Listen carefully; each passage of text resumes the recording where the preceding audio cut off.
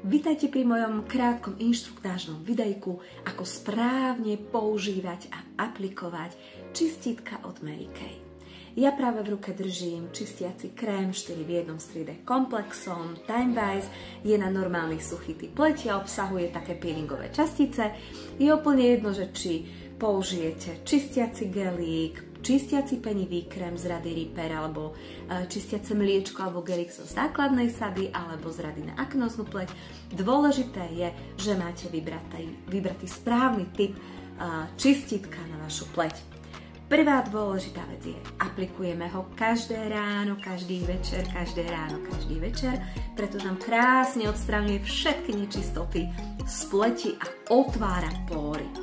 Druhá dôležitá vec je, že keď každé ráno, každý večer prídete do kúpeľne, tak prvá vec, ktorú urobíte je, namočíte si vodou tvár. Ja teraz použijem túto myštičku, navlhčím si pleť, zoberiem si asi takéto množstvo čistítka, asi takéto množstvo a rozdelím si tak rovnomerne a jednoducho mokrými prštekmi masírujem takýmto spôsobom do pleti.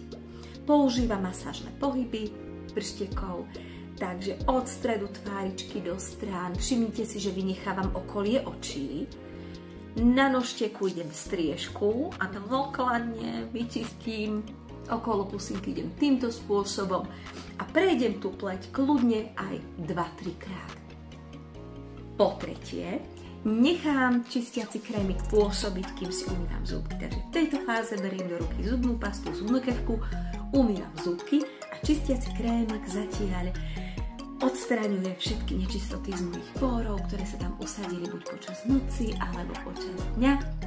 Všetky tie prachové nečistoty a zatiaľ pôsobí, keď ja si umývam zúbky. Po umytí zúbkov spláchneme. Ono to trošku preschne. Čistiaci penivý krémik z rady Repair, ten keď tak našľaháte, ten budete mať ako šľahačku na pleti. Je to taká iná konzistencia, každé čistítko má taký iný charakter čistiaci, ale má ten istý výsledok. Takže po umytí zúbkov, keď to trošku preschne, to je chvíľinka, jednoducho spláchnem toto čistítko dolu spolu aj s tými zvyškami nečistot a utriem do sucha. Tváričku utieram, takto poprikladám a potom už sa len pohľadkáte a musíte mať na pleti príjemný, dobrý pocit.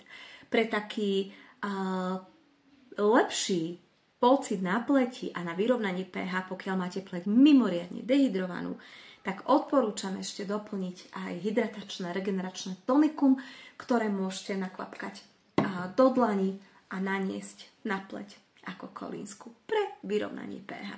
A potom pokračujete so svojimi ďalšími prípravkami.